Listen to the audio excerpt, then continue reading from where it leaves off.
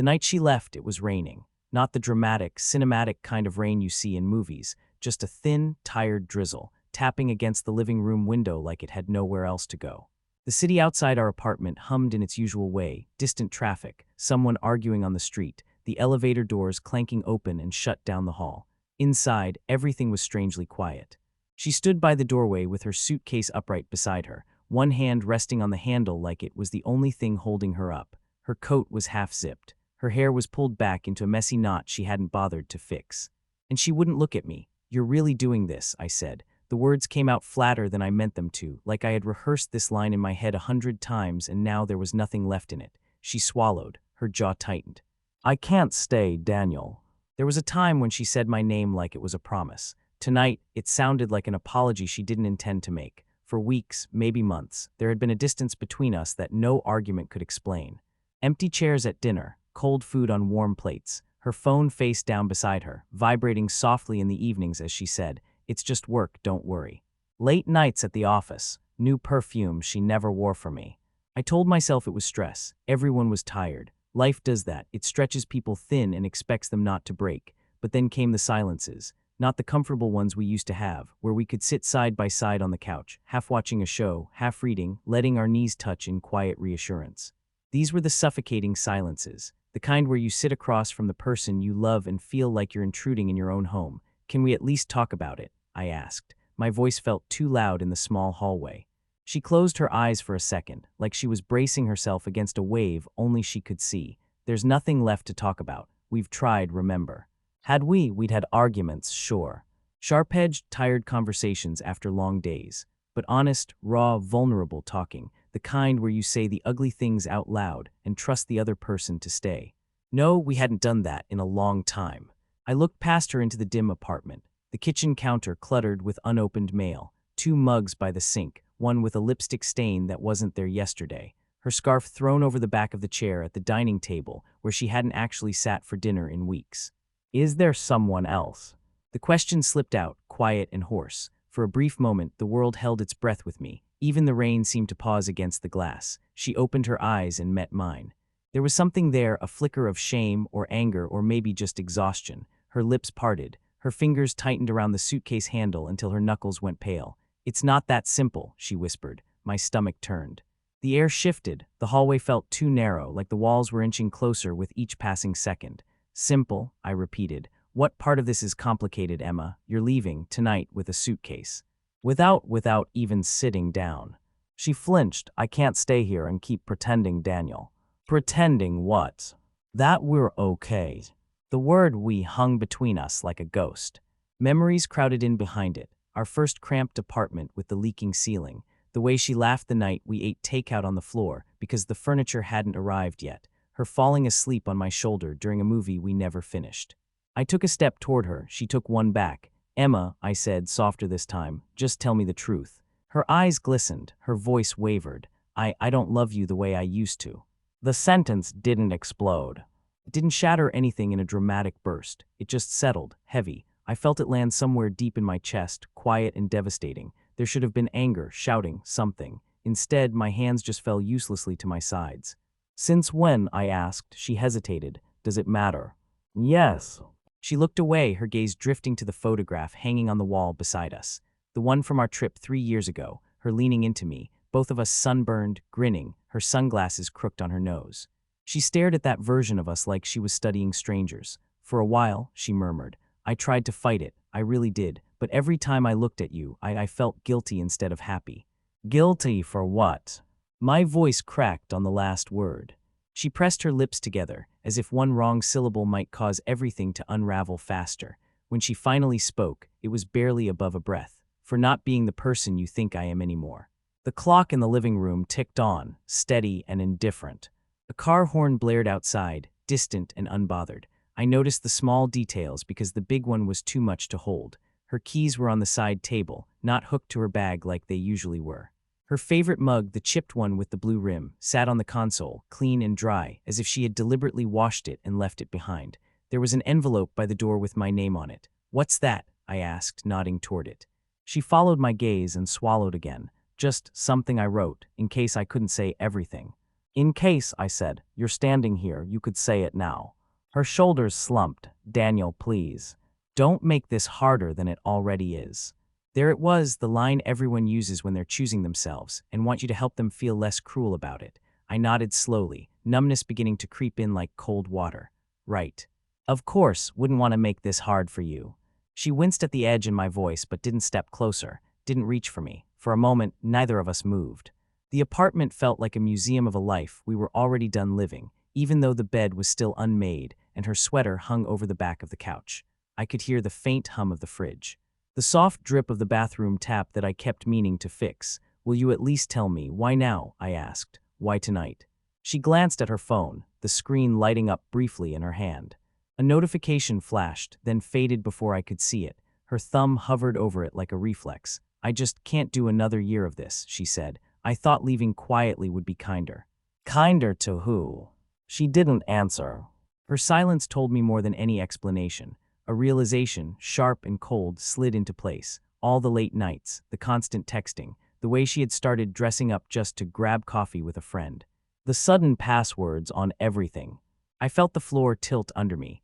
Emma, I said slowly, look at me and tell me there's no one else. She looked up, her eyes filled, and for a second she looked like the woman who once promised to stay, no matter what. Her lips trembled, she opened her mouth. Daniel, I'm sorry, she whispered, and instead of an answer she reached for the doorknob. The suitcase wheels rolled softly against the hardwood floor as she pulled it closer, metal against wood. Goodbye disguised as practical noise. Please don't follow me, she said, her hand on the door. It'll just make it worse. My throat burned. I wanted to grab her wrist, to slam the door shut, to beg, to say something powerful enough to rewind the last few months. Instead, I just stood there, rooted to the spot, watching her shoulders rise and fall with each shaky breath. You're just walking out. She hesitated, then nodded once. Yes. No second thought, no last glance around the life we'd built. No reaching for the picture frames, the inside jokes, the little routines. She opened the door. Cold air rushed in from the hallway. The sound of someone's TV from another apartment drifted in, laughter from a show that suddenly felt cruel. She stepped out. For a brief second, her shadow lingered on the threshold, half in, half out of our home. I almost believed she would turn around, say she'd made a mistake, drop the suitcase and fall into my arms and sob that she was scared, not gone. But she didn't. The door closed with a soft, final click. No slam, no dramatic exit, just gone. I stood in the hallway, staring at the wood grain of the closed door, listening to the fading sound of her footsteps retreating down the corridor. Somewhere the elevator dinged. A moment later, even that sound disappeared. In the stillness that followed, the only thing left was the quiet tap of rain against the window and the envelope with my name on it, waiting by the door. And I realized I didn't know if I wanted to open it. I didn't open the envelope that night. I couldn't. It sat on the console table like an accusation, like a final exam I knew I was going to fail. Instead, I wandered through the apartment in slow circles, touching things like they might explain something if I pressed hard enough. Her sweater on the back of the couch, still faintly carrying her perfume. The half-burned candle on the coffee table she liked to light on Sunday evenings. The dent in the pillow on her side of the bed. The clock told me it was 1:17 a.m., then 2:03, then 3:46. Time moved, but nothing else did. At some point, I found myself in the kitchen, staring into the fridge, not seeing anything. Cold air spilled over my bare feet, leftover pasta, an open jar of olives, the bottle of white wine she bought for a special occasion that never came. I closed the door without taking anything. Hunger felt irrelevant. Everything felt irrelevant. The first night without her was louder than any argument we'd ever had. The creak of the pipes, the faint whistle of wind under the balcony door. My own heartbeat in my ears every time I almost reached for my phone. She had said, please don't follow me. So I didn't call, didn't text, didn't track her location, though the thought flashed through my mind more than once. Instead, I lay on the bed staring at the ceiling, feeling the cold stretch of empty space beside me, replaying every conversation from the last year in obsessive detail. The small moments stood out first. Her laughing a little too hard at something on her phone, turning the screen away when I walked into the room. Just a meme, she'd said, just a coworker, just late again, then the missed dinners. Sorry, something came up. Don't wait up. My friends had started to notice. Everything okay with you too? They'd ask casually over beers. We're fine, I'd answer automatically, just busy. I believed it, or I wanted to. On the third day, I finally opened the envelope. I did it in the kitchen, standing by the sink like I was about to pay a bill, not dismantle my own history. The letter was neat, too neat. Careful handwriting, no crossouts, no ink smears from tears. She had written it before she stood by that door with her suitcase, maybe days before, maybe weeks. She apologized for leaving this way. She said she had been unhappy for a long time, that somewhere along the line, we had become roommates instead of partners. She took responsibility for not saying anything sooner. She said I was a good man, that I deserved someone who loved me fully. She said this wasn't about me. That line made me laugh, a short, bitter sound that didn't feel like mine. Near the end of the letter, she wrote something that froze my hands. I met someone who made me realize how numb I'd become. There it was, softened, dressed up, but there, someone. I read the line again and again. The words didn't change, but what they meant did. She hadn't just fallen out of love and then left. She fell in love somewhere else with someone else, and then left. That night, sleep didn't just avoid me, it mocked me. Every time I closed my eyes, I saw her looking at her phone and smiling. Not at a meme, not at nothing, at him, the someone. Days blurred into each other after that. Work emails piled up. My boss called twice. I lied and said I had the flu. In a way, it wasn't a lie. My body ached. Food tasted wrong. Everything felt heavy. I started noticing things I hadn't seen before. Patterns, traces. On the bathroom shelf, a new cologne I didn't own. She'd once mentioned she liked the way it smelled on a friend at work. I hadn't thought anything of it at the time. The Uber receipts in our shared email. Trips from the office to a part of town we never went to together. Always around the same time of night. The photo tucked in the back of the junk drawer, half of it showing a crowd at what looked like a rooftop bar. Her hand, a familiar bracelet on her wrist, resting on the table, next to another hand. Not mine, it wasn't a smoking gun. It didn't have to be. I could feel him in the absences. In the way she'd stopped reaching for me in bed. In the way her eyes had looked past me weeks before she walked out the door. I found his name almost by accident. Her laptop was still on the desk. She had logged out of everything. Mostly. One cloud document auto-signed in when I opened the browser, probably out of habit on her part. I shouldn't have clicked. But I did. Meeting notes, work stuff. At the bottom of the page, a comment from someone named Liam H. Liam, the name stuck in my throat like something sharp. I typed it into the search bar of her email. Old habits, old access. Her password was different now, but mine had once been saved on her browser. I tried it, half expecting rejection. It opened. I didn't read everything. I couldn't. What I did see was enough. Subject lines that started casually. Then late-night timestamps, then attachments, inside jokes. We shouldn't be doing this. I can't stop thinking about you. The oldest message was from nearly 11 months ago, almost a year. The realization washed over me in slow, suffocating waves. She hadn't just left me. She had been leaving me piece by piece for nearly a year, long before she rolled that suitcase to the door. The timeline of my life rearranged itself without my permission. That weekend, we went to her parents' place, and she was distant the whole time, the way she picked fights over small things. Her sudden, intense interest in going to the gym alone. There he was, in all the gaps I had tried to fill with excuses. For nights, I sat on the edge of the bed, reading and deleting, as though removing the emails might erase what had happened. It didn't. If anything, the emptier the inbox got, the louder the silence felt. Grief came in cycles, first disbelief, then anger, then shame, then a strange, hollow numbness. I stopped blaming her for a while and turned it on myself. Maybe I hadn't listened enough. Maybe I had been too focused on work. Maybe I had become boring, predictable, safe in the worst way. I replayed every moment I could have asked a harder question and didn't. Every time I chose to trust instead of probe. It's strange how, in the ruins, you start to resent your own kindness. One night, about 2 months after she left, I woke up at 3 a.m. from a dream so vivid it felt like a memory. In it, she was in the kitchen, barefoot, wearing my old t-shirt, humming under her breath as she made coffee. I walked up behind her and wrapped my arms around her waist, and she leaned back into me without hesitation. "No more late nights," she said in the dream. "I'm here, I'm not going anywhere." I woke up with my arms around empty air. The room was dark, the ceiling unfamiliar in its bare stillness. For a moment, I couldn't breathe. That was the night something inside me shifted. The pain was still there, sharp and insistent, but under it was something else. A thin, stubborn thread of self-preservation. I got up, made coffee. Sat at the small kitchen table that had watched too many silent meals. On my phone, a message lit up from a friend I'd been ignoring. "Hey man, just checking on you. You don't have to say anything. Just answer with one word. Alive or not?"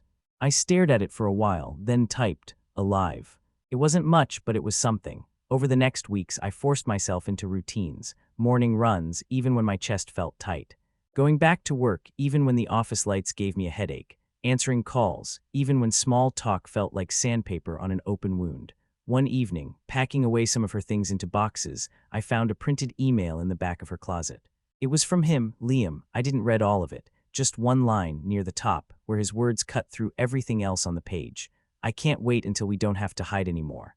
I sat down hard on the floor, the box collapsing slightly under my weight. They had planned this, the leaving, the timing, the quiet exit. She hadn't left without a second thought. She'd had months of second thoughts, and chose him anyway. The turning point wasn't dramatic. It wasn't me throwing things or screaming. It was a small, simple decision made on the floor of the bedroom, surrounded by cardboard and the faint, fading scent of her perfume. I tore the printed email in half, then into smaller pieces, not out of rage, but out of refusal.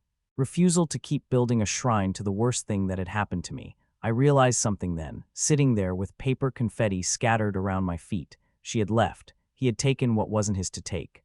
But the part where I stayed stuck, that was on me now. I couldn't change the year they had stolen behind my back. I couldn't rewrite the night she walked out with her suitcase, but I could decide what happened next. I stood up.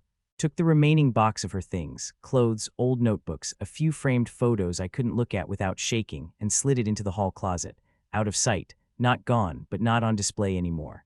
The city hummed outside as always. Someone laughed in the apartment above. Somewhere, rain started again, soft against the distant windows. I exhaled slowly and realized something strange.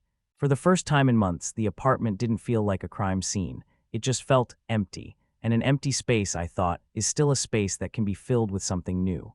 I didn't know then that it would take almost exactly a year for her to come back. Or that when she did, the person standing at the door wouldn't be the same man who watched her leave. But that night, as I turned off the lights and let the darkness settle around me, there was a quiet question hanging in the air, just out of reach. If she ever walked back through that door, what would I do?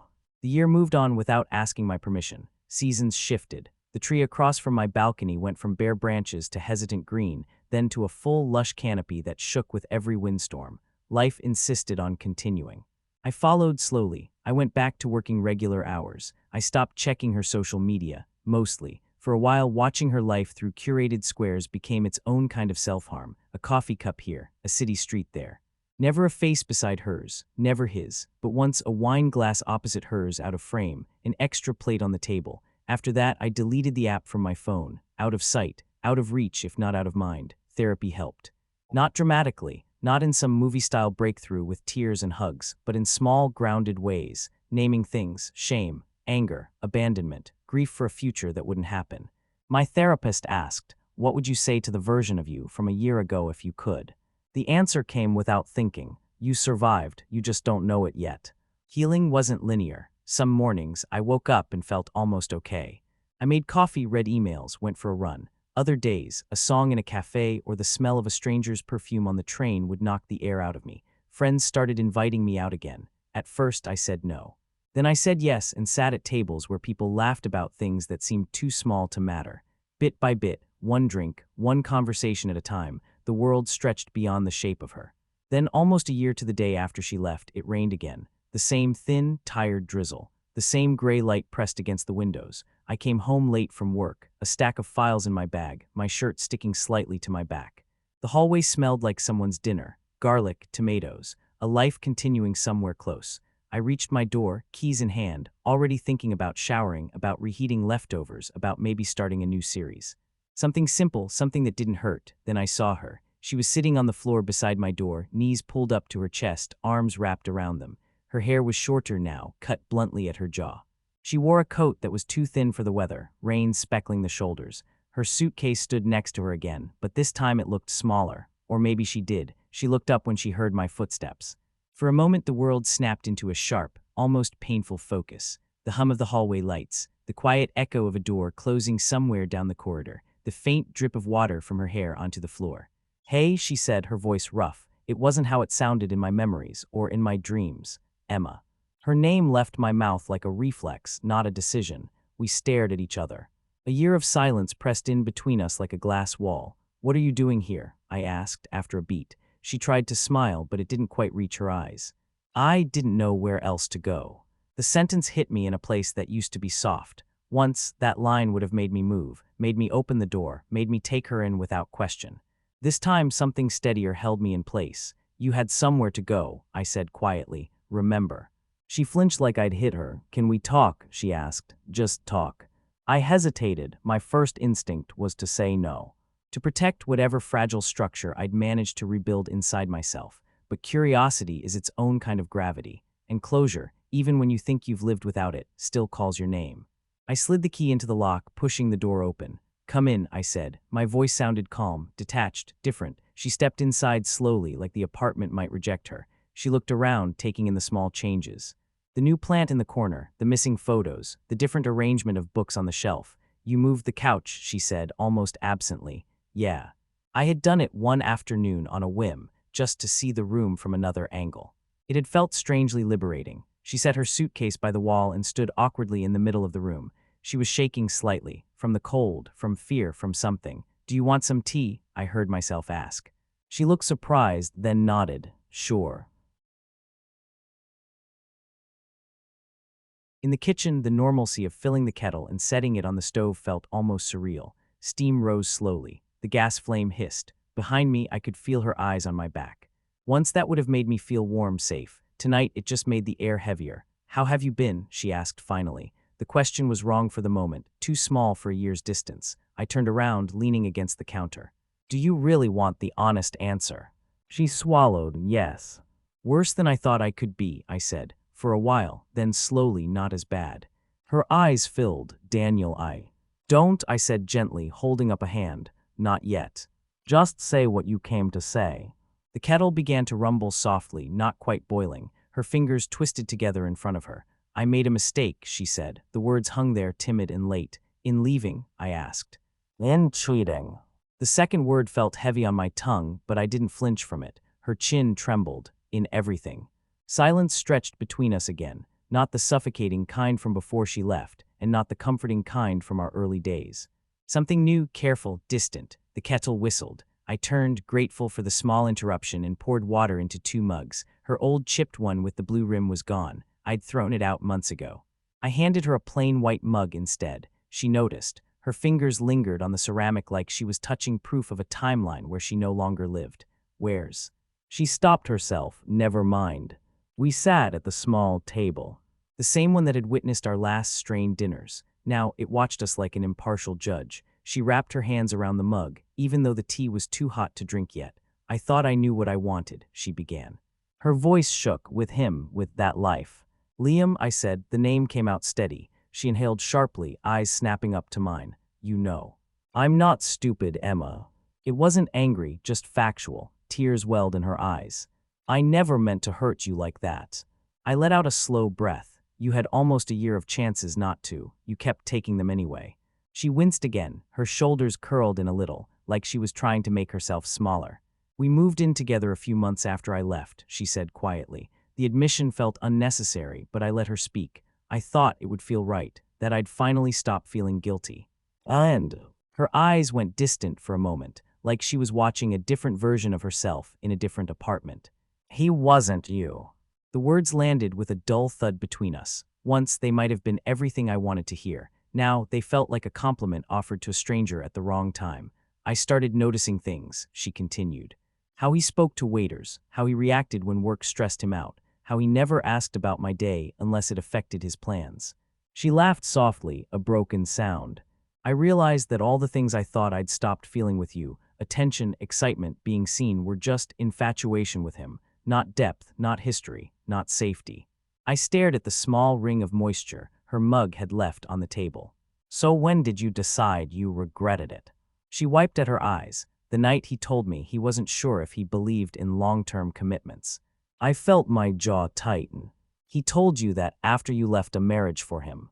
She nodded, cheeks flushing with shame. I know how it sounds. No, I said slowly, you know how it is. She looked up at me, and for a fleeting second, I saw the woman I had loved so fiercely. Scared, fragile, human, I started thinking about this place, she whispered. About you, about how I never had to doubt if you'd be there, even when we were drifting, even when I was the one pulling away. Her hand crept halfway across the table, then stopped. I thought about the way you always made sure my side of the bed had an extra blanket when it got cold, the way you remembered how I take my coffee, the way you never raised your voice, even when you had every right to. A tear slipped down her cheek. I threw all of that away because I was bored and scared and selfish, and I told myself it was because we had grown apart, when really, I had grown cowardly. The room felt too small for all the things between us: regret, love old and frayed, anger that had cooled into something more complex. "Why are you here, Emma?" I asked quietly. "Really?" She inhaled shakily. "Because I miss you." The part of me that still remembered the weight of her head on my chest stirred, just a little. But another part, newer, stronger, stayed still. "And," I pressed, her voice dropped, "because I was wrong. Leaving you was the worst decision I've ever made." The words hung in the air, heavy and trembling. "If I could take it back," she whispered, "I would. I would choose you every time." There it was, the confession I had once begged the ceiling for in the dark. The reversal, the regret. For a long moment, I said nothing. I just listened, to the rain, to the clink of her spoon against the mug, to my own heartbeat trying to decide what kind of man I wanted to be in this moment. "Are you asking to come back?" I finally said. She nodded, a small, desperate motion. "If there's any part of you that still loves me, if there's any chance I want to try again, I'll do whatever it takes." The apartment held its breaths. So did she. I looked at her, truly looked, at the new lines of worry around her mouth, at the way her shoulders slumped under a weight I no longer carried for her, at the tremor in her fingers as they clung to the mug like a lifeline. Once this woman had been my whole world. Now she was someone who had chosen to leave it, and someone who had discovered, too late, that the new world she ran to wasn't what she imagined. A year ago, I would have said yes before she finished the sentence. Now, the answer sat somewhere deeper, tangled with everything I'd learned about myself since she left. I thought of the nights I'd spent rebuilding some kind of life from the rubble she'd left behind. Of the mornings I'd forced myself out of bed when it felt pointless. Of the slow, quiet pride I'd started to feel when I looked around the apartment and saw my choices reflected back at me, not our history. I thought of the boy who watched her walk out with her suitcase, begging in silence for a different ending, and of the man sitting at this table now, steady despite the tremor in the air. When I finally spoke, my voice was calm, too calm, even to my own ears. "Emma," I said, "there's something you need to understand before I answer you." Her eyes widened, bracing for impact. "The man you left a year ago, the one who would have taken you back without a second thought." I paused, feeling the truth settle in my chest. "He doesn't live here anymore." Her fingers tightened around the mug. What does that mean?" she whispered. The rain outside intensified, rattling softly against the glass, as if urging me to finish the thought hanging between us. I stood up from the table and walked to the window, giving myself a moment to breathe. The city lights blurred through the rain on the glass, streaks of white and red and amber sliding down slowly. It was the same view as the night she left, but it felt like a different life. Behind me I could feel her watching, every second stretching. Her chair creaked softly as she shifted, restless. "Daniel?" she asked quietly. The way she said my name now was different, careful, like she was afraid of breaking it. I rested my forehead briefly against the cool glass, then turned back to face her. She looked smaller at the table, shoulders hunched, hands still wrapped around the now lukewarm tea. "You're right about one thing," I said. "Leaving was a mistake. A huge one." She nodded quickly, hope sparking in her eyes like a match. "I know, and I'm so. But here's the thing," I continued softly, cutting across her apology. "For a long time, I made your mistake my identity."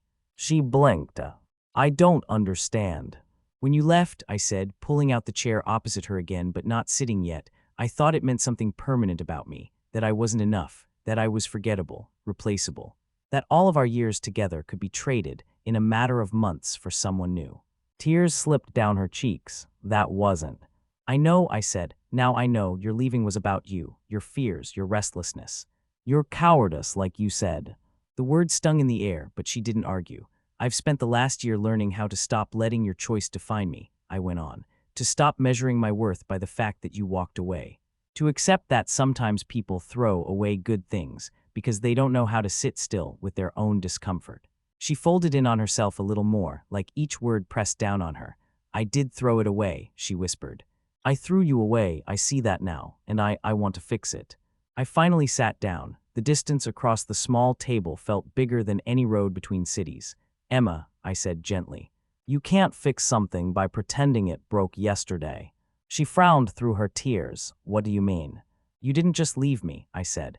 "You watched me slowly disappear from your life, day after day, while you built something new with someone else. You had a year to turn around before you packed that suitcase, a year of chances. You took none of them. Her shoulders shook. I was wrong. I know I don't deserve your forgiveness. I know I don't deserve a second chance. But if there's any part of you that… I held up a hand, not unkindly. You do deserve forgiveness. She stared at me, stunned. The words seemed to land like she expected a blow, and instead received an open palm. I'm not saying that for you, I added. I'm saying it for me. I looked down at my hands for a moment. They were steadier than I expected. I've been angry, I admitted. So angry I didn't recognize myself. I hated you. I hated him. I hated myself for not seeing it, for not being enough to make you stay. Her breath hitched. I never cheated because you weren't enough. I believe you, I said, and that's precisely the point. Your cheating was about your emptiness, not my inadequacy. Forgiving you is me finally stepping out of the shadow of your mistake. She shook her head slowly. I don't want you to just forgive me, she said, voice cracking. I want to come home. The word home snagged at something deep inside. Once this place had been ours. Now it was mine. My small routines, my coffee mug left in the sink, my shoes by the door, my plant by the window. I understand that, I said quietly, but this isn't your home anymore. The silence that followed felt heavier than any argument we'd ever had. She stared at me as if the ground had opened beneath her. You're saying no, she whispered. I swallowed, felt the weight of the word before I let it out. Yes, I said, I'm saying no. Her face crumpled, not theatrically, just humanly. Her hand flew to her mouth as if she could push the sob back in. I'm not doing this to punish you, I continued, keeping my voice steady. I'm not getting back at you. I'm not trying to make you feel what I felt. You can never feel what I felt. That year belongs to me. Tears streamed down her face now, unchecked. Then why, she asked hoarsely, why can't we try again, if you ever loved me? I let the question hang there for a moment. Outside, a car passed below, its headlights sweeping briefly across the ceiling. I did love you, I said, deeply, fully. I don't regret that. Loving you was not the mistake. Losing myself when you left was. I leaned forward, elbows on the table. And I can't go back to being that man, the one who would erase a year of rebuilding just because you finally realized what you had. She shook her head, almost frantically. I'm not asking you to erase it. I'm asking you to add to it, to let me be part of this new version of you. I don't trust you, I said simply. The words didn't come with heat or accusation. They just came. Her shoulders sagged as if something inside her had given out. I deserve that, she whispered. Maybe, I said, but this isn't about what you deserve anymore. It's about what I need. I took a breath, feeling the truth rise like a tide. I could finally stop holding back. What I need is to move forward without wondering if the person next to me is capable of packing a suitcase in secret again. I need to know that the foundation under my feet isn't built on someone else's regret. She wiped at her cheeks with the back of her hand, smudging mascara. So that's it, she asked softly. It's really over. The strange thing was, as she said it, I realized it had already been over for a long time. Not tonight, not with this conversation. But on some quiet morning months ago when I made coffee just for myself and the apartment didn't feel like it was missing a limb. Yes, I said, it's over. She looked around the apartment one more time, eyes lingering on the spaces where our photos had once hung. On the empty patch of wall above the couch, on the bare shelf near the bedroom door. I don't know how to live with what I've done, she whispered. I stood up slowly. You'll have to learn, I said gently. The same way I had to learn to live with what was done to me. We walked to the door together. She moved like someone walking away from a grave they'd just realized they dug themselves. At the threshold, she turned back, rain-muted hallway light outlining her features. Do you hate me? She asked. I thought about it. The old me would have had an answer ready, sharp or wounded. The person I'd become found something else instead. No, I said, I don't hate you. Her eyes searched mine, hoping to find some loophole in that answer. And do you still love me? I took a long, quiet breath. Once, love had been loud and obvious. Now it was something quieter, changed, spread out over the landscape of everything that had happened. I'll always care about the version of you I built a life with, I said, the one who held my hand in hospital waiting rooms, the one who burnt toast on Sunday mornings, the one who believed in us before she stopped. Her lips trembled. And this version, she asked, barely audible. This version, I said softly, I'm letting go. She closed her eyes as if I'd pressed a hand to her chest. A single tear slipped down, catching in the corner of her mouth. Goodbye, Daniel, she whispered. Goodbye, Emma. She stepped out into the hallway. No suitcase this time, just a small overnight bag. She must have left the larger one at whatever place she'd come from. The door closed between us with the same soft click as a year ago, but the sound didn't hollow me out this time. It settled, final, clean. I stood there for a moment, hand resting on the handle, feeling the quiet press in. No tears came, no shaking, just a deep, steady ache that felt honest. The rain outside had softened to a drizzle, the sky lightening at the edges with the first hint of dawn. I walked to the balcony and pushed the door open, stepping out into the cool, damp air. Morning traffic was just beginning. Distant engines, a bus sighing at a stop, someone laughing on the street below, their voice floating up, unburdened by my history. The city didn't know what had just happened on the fourth floor of a nondescript building, and it didn't need to. I wrapped my hands around the railing and watched as the clouds slowly thinned, letting a pale wash of light slip through. It wasn't bright, not yet, but it was there. For the first time, I realized that letting go wasn't a single moment. It was a series of small, quiet choices. Not checking her profile, not rereading old messages, not answering the door when the past came knocking, asking for another chance to rewrite what it had already done. Forgiveness didn't mean reunion. It meant release, for her, for me. I whispered it into the gray morning, more to myself than anyone else. I forgive you. The words didn't fix anything. They didn't erase the year of lies, or the night she left, or the man she chose. But they loosened something inside my chest, like the first knot in a long, tangled rope finally coming undone. The rain stopped. A thin shaft of sunlight broke through the clouds, landing across the wet concrete below, turning a small puddle into a dim, shimmering mirror. I stepped back into the apartment, closing the balcony door gently. The room was quiet, not empty, just mine. I walked to the kitchen, reached for a clean mug and set the kettle on. Steam would rise, coffee would brew. Morning would come, with or without the past at my table. There was no dramatic final line, no grand revelation. Just a simple, steady truth settling in my bones as the first light of day finally reached the walls of the place I still called home. She had left me without a second thought. A year later, she regretted everything. And standing alone in the soft, forgiving light of morning, I realized, I did not.